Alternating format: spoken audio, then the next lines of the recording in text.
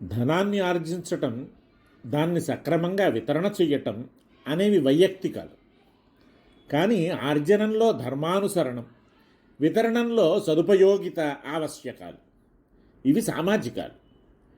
ఆర్జన వినియోగాలు రెండూ విరుద్ధ విషయాలు కావు. వినియోగం కోసమే ఆర్జనం, ఆర్జనాన్ని బట్టే వినియోగమును.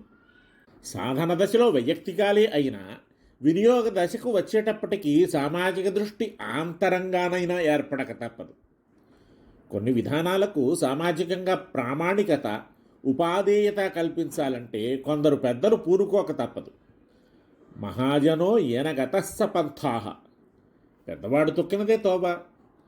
ముఖ్యమంత్రి చీపురు పట్టుకుంటే అధికారులు పట్టుకుంటారు. దీనివల్ల శాంతం కాకపోయినా కొంతైనా ఉపయోగం ఉండకపోదు.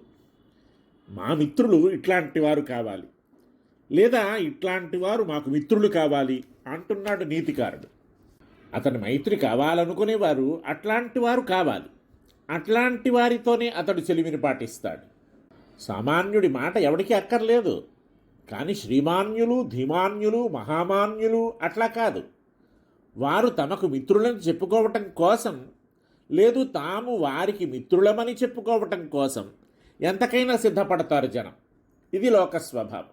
ఈ మనస్తత్వాన్ని సంపదను సదుపయోగపడాలనే సదాశయానికి అన్వయించి అందుకనువైన ఉపాయాన్ని సూచిస్తున్నాడు నీతికారుడు.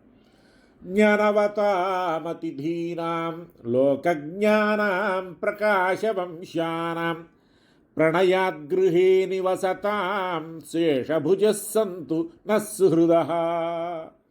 మా మిత్రులంతా జ్ఞానులను, అతిథులను, లోకం పోకడలెరిగిన వారిని, సద్వంశ సంజాతులను, ప్రేమతో ఇంటనున్న బంధుమిత్రాదులను నిండు మనసుతో ఆదరిస్తూ వారు అనుభవింపగా మిగిలిన వాటినే తాము అనుభవించేవారుగా ఉండాలి.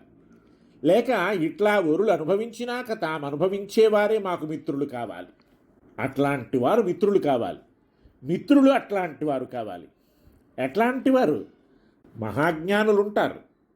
ఎంత జ్ఞానులైనా ఆఖరి దప్పికలకు అతీతులు కారు. వారి జ్ఞానం లోకానికి ఉపయోగపడాలి. పొట్టపోసుకునే తిప్పలతో సతమతమవుతూ వారు సామాన్యుల్లా జీవితాలు గడపరాదు. వారు తమ జ్ఞానాన్ని సమాజ శ్రేయస్సుకు వినియోగించగలగాలి. తరతరాల జాతికి వారి జ్ఞానం వెలుగుబాట కావాలి. అధ్యయనాలతో, అధ్యాపనలతో, ప్రవచనాలతో, ప్రబంధ రచనలతో, పరిశోధనలతో క్షణము అన్యథా కాకుండా వారి జీవితం సమాజానికి ఉపయోగపడాలి. అట్లాంటి వారి మనుగడ ఒడిదుడుకులు లేకుండా, ఉదాత్తతకు లోటు రాకుండా, ఔచిత్యానికి భంగం వాటిల్లకుండా చక్కగా సాగిపోయేటట్టు చూడాల్సిన బాధ్యత సంపన్నుడిది. ఆ జ్ఞాని మనుగడకు నీ ఆర్జనంలోంచి ముందు కొంత తీసి వినియోగించి అప్పుడు నీ ధనాన్ని నువ్వు అనుభవించు. సంపన్నుడుగా అది నీ బాధ్యత. సంపాదించిన ధనాన్ని నువ్వు అనుభవించటానికి ముందు ఎవరెవరికి ఎంత తీసి పెట్టాలో వారి వారికి అంత ఏర్పరిచి అందుకోసం దాన్ని వినియోగించిన తర్వాతనే నువ్వు అనుభవించాలి. అట్లా అయితేనే మేం నీకు మిత్రులం, నువ్వు మాకు మిత్రుడివి. యథావాత సామాజిక మైత్రి దాకా ఇది సాగుతుంది. సాధారణంగా లోకంలో ముందు తాము అనుభవించాక మిగిలిన దాన్ని ఇవ్వటం చూస్తూ ఉంటాం. తనకు మారిన ధర్మం తగదన్నారు ఈ దృష్టితోనే. ఇక్కడ అట్లా కాదు. ముందు వరులకు సమర్పణం కావించినాకే తాము అనుభవించాలి. ఇది ఔదార్యం, ఇదే ఔచిత్యం. వరుల శేషం మనకుపాదేయం, కానీ మన శేషం వరులకీయటం సముచితం కాదు. అంతేకాదు, అనుభవం అంటూ నువ్వు ప్రారంభించాక దానికి హద్దులుండవు. అదల్లా నిరంతరాయంగా కొనసాగుతూనే ఉంటుంది. అంచేత సంపాదనలో నీ అనుభవానికి ముందే ఎవరికి ఇవ్వాల్సింది వారికి ఇచ్చి మరీ ఆ శేషాన్ని నువ్వు అనుభవించు. నువ్వు వరులకు మిత్రుడవు కావాలన్నా, వరులు నీకు మిత్రులు కావాలన్నా పాటించాల్సిన నీతి ఇది. అనుభవించు, కాదనం. అనుభవించాలంటే సంపాదించొద్దు. అవును, సంపాదించు. అయితే ఒక మాట గుర్తుపెట్టుకో. సంపాదించేటప్పుడు కానీ అనుభవించేటప్పుడు కానీ మన సంపాదన ఫలానా వారికి ఉపయోగపడాలి, ఆ తర్వాత మన అనుభవం అనుకొని మరీ ప్రారంభించు. దీనివల్ల సంపాదన ధర్మబద్ధమవుతుంది. అనుభవం అతివేలం కాకుండా అవధులు ఏర్పరచుకుంటుంది. అనుభవానికి ముందే సంపాదనకు వినియోగ మార్గాలు నిర్దిష్టంగా ఉండడంతో సంపద సవ్యంగా వికేంద్రితమై బహువిధాల ఉపయోగానికి నోచుకుంటుంది. దీనివల్ల సంపాదన వ్యక్తిగతమే అయినా అది సామాజికంగా ఉపయోగపడి వైయక్తిక ప్రాబల్యం వెర్రితలలు వేయకుండా నిరోధిస్తుంది. ఈ వినియోగము బహుముఖం కావటం వల్ల వినియోగంలోనూ ఇది ఒకచోట పోగులు పడకుండా అంతటా సర్దుకుంటుంది. ఆర్జన అనుభవాలు రెండు స్వాభావికాలు, ఒకరు ఆపితే ఆగేవి కావు. అట్లాగని హద్దు అదుపు లేకుండా వదిలేస్తే సమాజం రణరంగమైపోతుంది.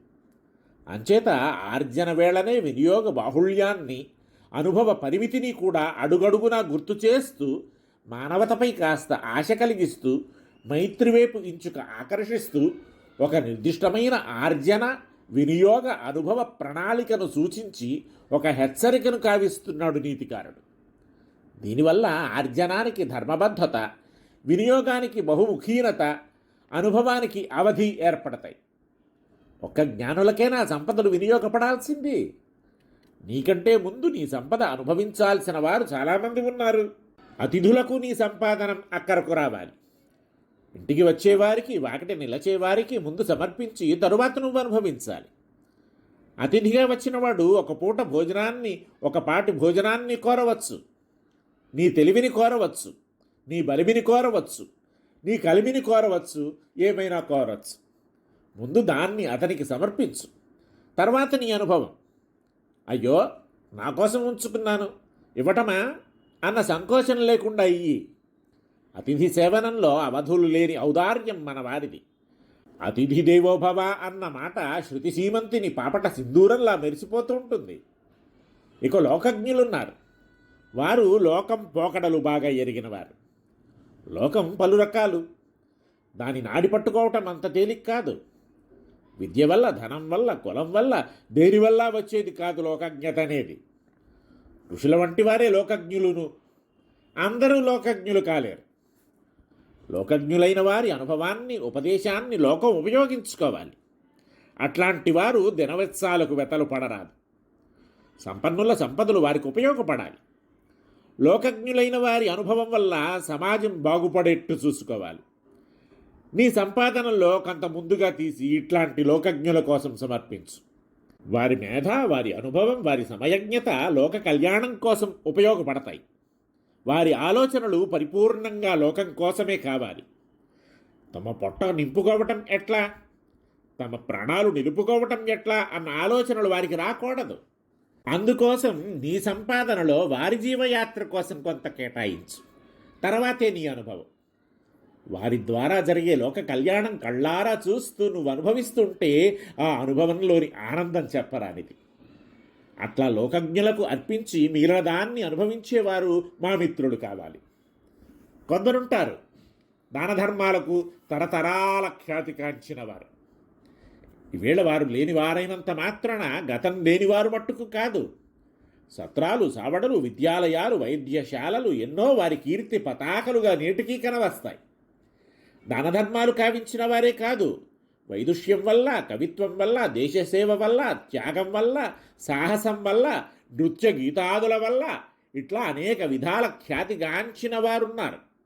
వారి పట్లనే కాదు, వారి కుటుంబాల పట్ల కూడా కృతజ్ఞతను చూపి మన సంపాదనలో కొంత వారికి అర్పించాల్సిన బాధ్యత మనకుంది. నీ సమర్పణ కోసం వారు ఎదురు తెన్నులు చూస్తూ కూర్చోరు, కానీ అది నీ బాధ్యత. దానివల్ల వారి పెద్దల పుణ్యం వారికి గుర్తుకు వస్తుంది. ఆ వైభవానికి తాము వారసులమనే సత్యం వారి వెన్ను తడుతుంది. మనవంతు మనము చెయ్యాలి అనే స్పందనం వారిలో కలుగుతుంది. ఆ స్పందనకు నువ్వు కారణం కావాలి. వారి మొగాల వెలుగులో నువ్వు అనుభవానికి కూర్చోవాలి. ఆ తృప్తి చెప్పలేం. ఇహ మన ఇల్లు వెతుక్కుంటూ, మన మీద ప్రేమతో, మనతో 4 రోజులు కలిసిమెలిసి ఉందామని వచ్చినవారు ఎవరొస్తారు నీ ఇంటికి? తిండికి మొగం వాచేస్తారా? చిన్ననాట మీ నాయనను ఎత్తుకు తిప్పిన ప్రేమ, మీ అమ్మను భుజాన వేసుకుని నిద్రపుచ్చిన సనువు, తాను కాలుచేతులు నెలకాంచి నీకు గుర్రమై చిన్ననాడు పాకిన మధుర స్మృతి ఒక్కసారి గాలి తరగలా నిలచి మనసును తాకగా ఒళ్ళు జలధరించి ఆ మధురానుభవాలను నీ నట్టింట వెతుక్కుందామని గంపెడాశతో వస్తాడా మనిషి నీ ఇంటికి. ఆ రోజులు గుర్తు చేసుకొని నీ భార్యతో, సంతానంతో ఆనాటి కథలు చెప్పి తడికొనలతో చెమ్మగిల్లిన ఎదతో నువ్వు గతంలోకి తొంగి చూస్తూ అట్టే పరవశాన నిలిచిపోతుంటే అదుగో దానికోసం ఆ సన్నివేశం చూడటం కోసం కాదయ్యా ఆ మనిషి నీ ఇంట చేరి ఇన్నాళ్ళు తాను కూర్చున్నది. డబ్బిచ్చి కొనలేనిది, నీ మనసు మట్టుకు ఇవ్వగలది.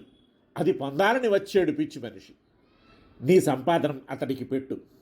అతడు అనుభవింపగా అతని మొగాన విరిసిన వెన్నెల తరగలలో ఓలలాడుతూ 2 మెతుకులు కొరుకు. కామధేనువు పొదుగు గుమ్మపాలు నీ నోట కురియదా? ఎక్కడ వస్తుంది నీకు ఈ అనుభవం? ఇట్లా జ్ఞానులకు, అతిథులకు, లోకజ్ఞులకు, ప్రఖ్యాత కులజులకు, ప్రేమతో ఇంట చేరిన వారికి తమ సంపాదనను ముందు పెట్టి ఆ మిగిలినది తత్ప్రసాదంగా కళ్ళకద్దుకు స్వీకరించేవారు మాకు మిత్రులు కావాలి. లేదు, మా మిత్రులంతా అట్లాంటి వారు కావాలి అంటాడు సుందరపాండ్య చక్రవర్తి. శేషం ఎప్పుడూ ఒకదానికి చెందే ఉంటుంది. అది ప్రధానం కాదు, స్వతంత్రము కాదు. జ్ఞానులు మొదలైన వారి అనుభవం ప్రధానం. వారికి కాగా మిగిలినది శేషం. అంటే నీ సంపాదనం నీకోసం కాదు, వారి కోసం. వారు అనుభవింపగా మిగిలినది కనుక తత్ప్రసాదంగా, తచ్చేషంగా, ఆనందంతో నువ్వు స్వీకరిస్తావు. నీ స్వీకారం అప్రధానం, వారి అనుభవం ప్రధానం. సంపన్నుల సంపదంతా ఇట్లా ఉపయోగపడితే వారంతా శేషభోజులే అయితే అది సమసమాజం. సమాజాన్ని గురించి ఒక చక్రవర్తి కంటున్న కమ్మని కళ ఇది. దీన్ని మనం నిజంగా నిజం చేయగలిగితే సామరస్యం దిగంతాల సౌరభాలు చెమ్మదు.